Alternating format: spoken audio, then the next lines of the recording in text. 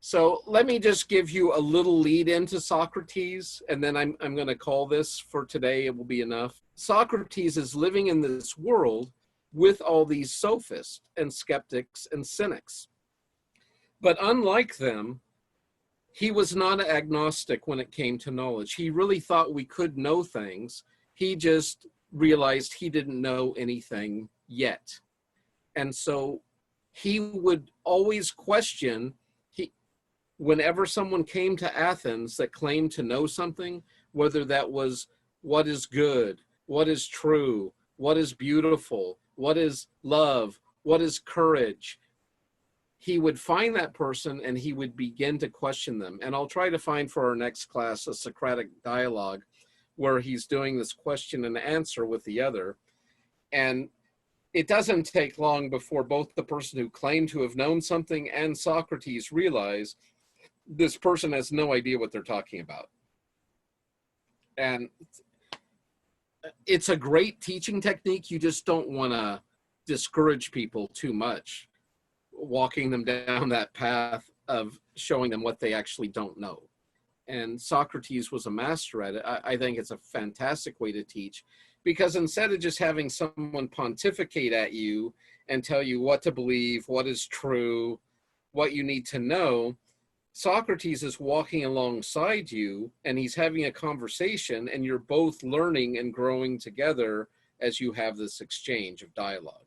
Unfortunately, as far as I can remember, all of Socrates' dialogues end in this frustration of, you really don't know, do you?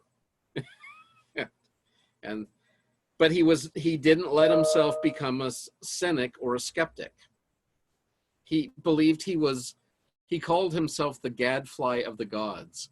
And just like an annoying little insect or fly, he believed his role in Athenian society was to keep pestering folks to think about, to question what they thought they knew, what they believed to be true. And oftentimes, indeed, it wasn't. But a lot of times people don't want to be challenged about what they think. They can get quite defensive. They can get quite hostile.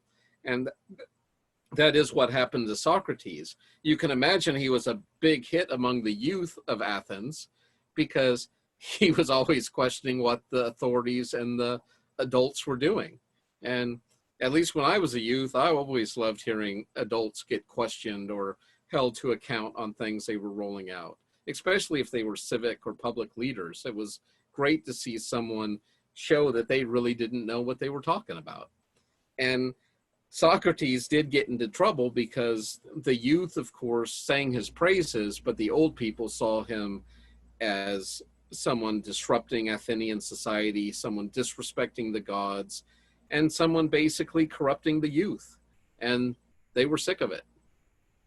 So, for example, say Socrates is hanging out with his young students, and Bobby goes, "Sorry, Soc, I gotta go. My family's offering a bull to Athena today at the temple."